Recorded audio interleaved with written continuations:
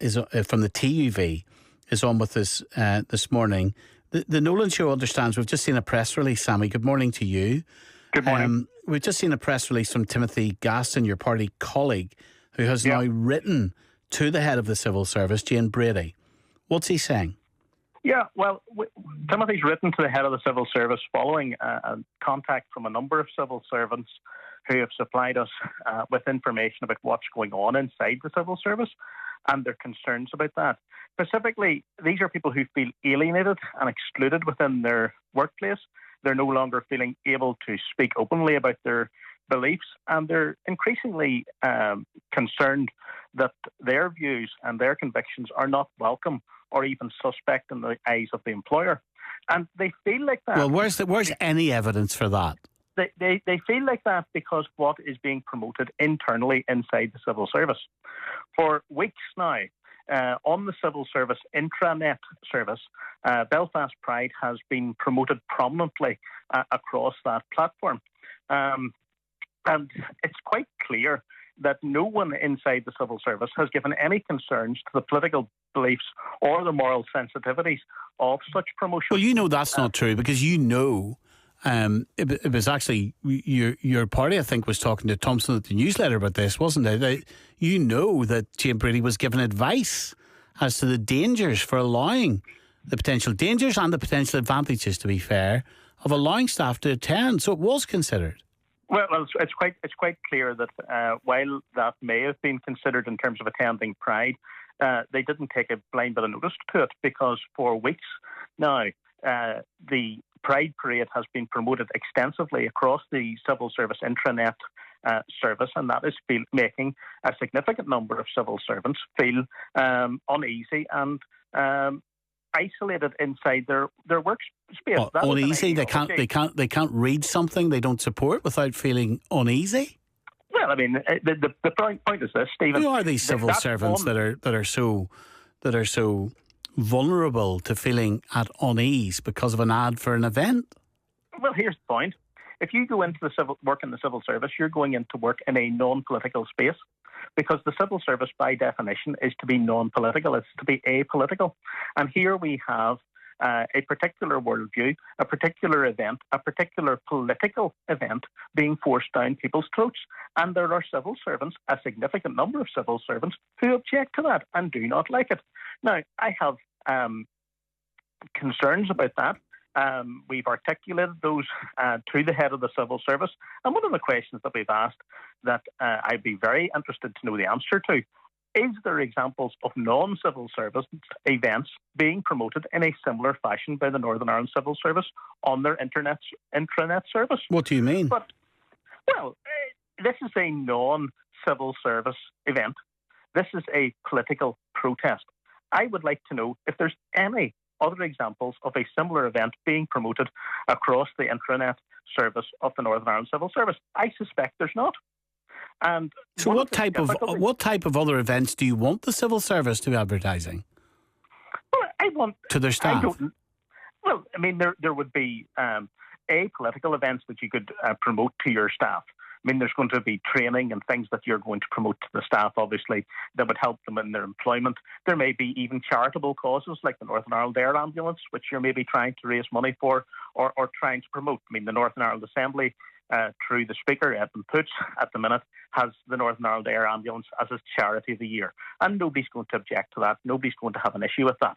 What I am objecting to, what Timothy's objecting to in his letter, is the promotion of a overtly political event inside what should be an apolitical workspace. And one of the difficulties with all of this is that when you want to make a complaint about this, you have to write to the head of the civil service, Jane Brady. And given her position on these matters, given the fact that she has marched in the Pride Parade in the past, waving the Progress flag, which is a divisive symbol, we have very little confidence that the head of the civil service is going to be able to address those concerns. And now I hear what Trevor Clark has said this morning in the DUP's concerns about that. I welcome the fact that somebody at last has spoken out in the DUP in relation to these matters, but I do question where the political brake is being applied in Stormont in relation to the civil service being there. I mean, this is the decision that should have been called in by the executive and could and should have been stopped. And that's the question that needs to be asked now in relation to this. Why is it allowed to be going ahead when so? What about those staff who do want to attend an event tomorrow, not to make any type of protest, but to simply show solidarity with their friends and family members and others who, because of their sexuality, Sammy, have been made to feel inferior? What about those people? Those people are perfectly entitled and perfectly free to go to the event if they wish. I'm not objecting to that. What I'm saying is they shouldn't be going in a civil service capacity. I mean, I took part in 12th of July parades with people from all sorts of professions, including from the civil service. But they didn't march there with as civil servants. They were going there as private individuals. But this is a staff network, isn't it? This is again what I was coming back to before the 10 o'clock news. There's a wrapper put around staff being able to, and I'm not saying that pejoratively, people, certainly executives and bosses distinguish between a corporate organisation attending this and a staff network having the freedom to attend. A staff network which is being different huge promotion inside the Northern Ireland Civil Service intranet service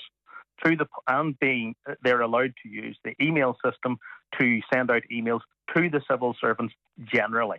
There is no other event that I know of that is promoted on that basis and on that scale inside the civil service, which could be remotely comparable to the divisive Pride Parade, which will take place on Saturday.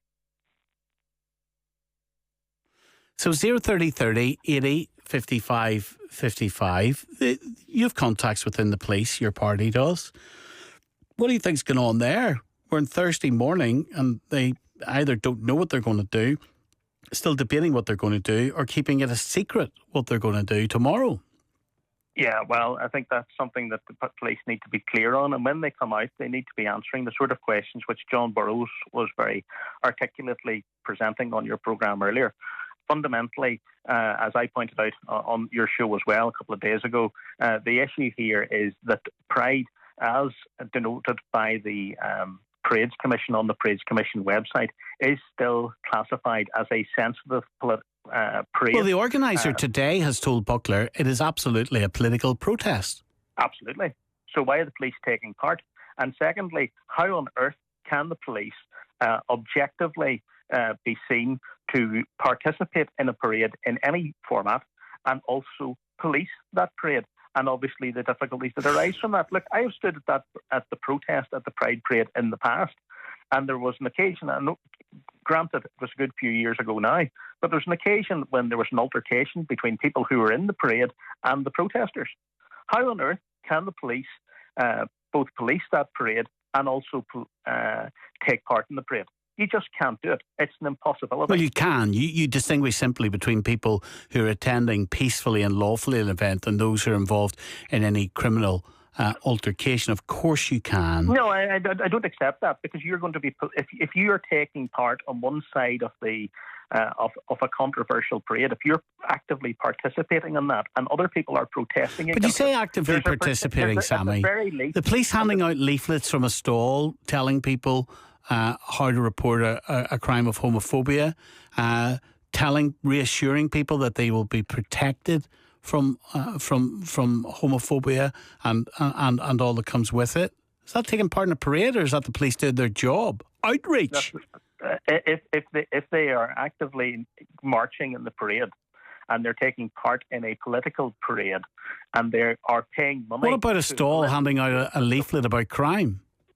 A stall handing out a leaflet about crime, I suspect, would be subject to the same charge that every other stall at Belfast Pride is going to be part of. So if the police decided to take out a stall at Belfast Pride, then they would be funding the politically divisive parade. What is your party doing to reach out to gay people? Does your party have a view on homosexuality? My party has a view that marriage is an institution between one man and one woman. TUV. So there's no plurality of thought within your party? No, there's not on that issue. Are gay people welcome to be members of your party? Homosexuals can join whatever party they wish, No, but are they welcome? Would you welcome a homosexual MLA in the TUV? If they are prepared to sign up to the TUV's position on the issues that I've been articulating this morning, including issues like the definition of marriage and things like that, then that would be something that the party would have to consider. There certainly is no bar on people joining the party. Consider, or should there be no consideration? Would someone who's gay be welcome in the TUV? If so, as a party member, yes, they'd have to be accepted. I mean, it would be. Not that they have to be. Would they be? Would you welcome them? An openly gay person in your party? If an openly homosexual person was interested in joining a party which has as one of its founding principles promotion and defence of traditional family values, and is prepared to sign up to our manifesto, which says that we are for the defence of traditional marriage between one man and one woman, we are against conversion therapy, we're against the promotion of LGBT events or the lighting of buildings in pride colours, then of course they can join. Why can't two people who love each other get married? Because marriage is an institution between one man and one woman, Steve, and that is the institution upon which society has been built for millennia. And when you move away from that, you destroy one of the fundamental building blocks of society. Do you? Yes, you do. Because one of the primary institutions, one of the primary things about marriage is that it's an environment between one man and one woman in which a child can be raised, and that is the best circumstances. I believe that marriage is the best. Gay people can adopt, of course, can't they? Let me play to you what. Let me play. Do you think gay people should be allowed to adopt? No, I don't. Why not? Because I believe that there is a huge waiting list of people who want to adopt, Stephen. And this is one of the interesting things that's often overlooked in relation to these issues. There are numerous hoops that people have to jump through in order to get onto the adoption list. I know families that are trying to get into that process. Some of those families would be gay. Very difficult and very challenging. And one of the difficulties that they have is that there have been occasions, and this has been documented in the press, where traditional and loving families have been discriminated against because they have a particular worldview in relation to homosexuality, which would describe... Of course, a loving family can be two gay people adopting, can't they? Have a listen to Minister Andrew Muir, the most high-profile gay politician in Northern Ireland, what he thinks about the civil service participation tomorrow. I think that's fantastic that they're taking part, and it's good that other organisations are taking part. Because I came out just under 30 years ago, and at that time, as a young gay man struggling with my sexuality, I was looking to my employer, and my employer was saying, actually, we're going to take part in Pride. We're going to show our support for our fellow LGBTQIA plus employees. I'd be thinking, that's somewhere I want to work. That's somewhere I want to feel included. That's somewhere that actually something that I want to celebrate. And I think that is really, really good. And I want to commend the leadership of the Northern Ireland Civil Service. And there's an awful lot of nonsense, frankly, that's been talked around Pride. And I think that there's an agenda from some people to push back the rights of LGBTQIA plus people. And I'm not going to be part of that. Sammy, let you respond to that very briefly. Well, very briefly, my point is just to reiterate the points in the letter which I came on originally to discuss with you, Stephen, and that is that we are in receipt of a number of complaints from Christian civil servants who feel that their views are being excluded, that they're being isolated, that they are feeling that they are not. And your message in 30 seconds to the Chief Constable this morning.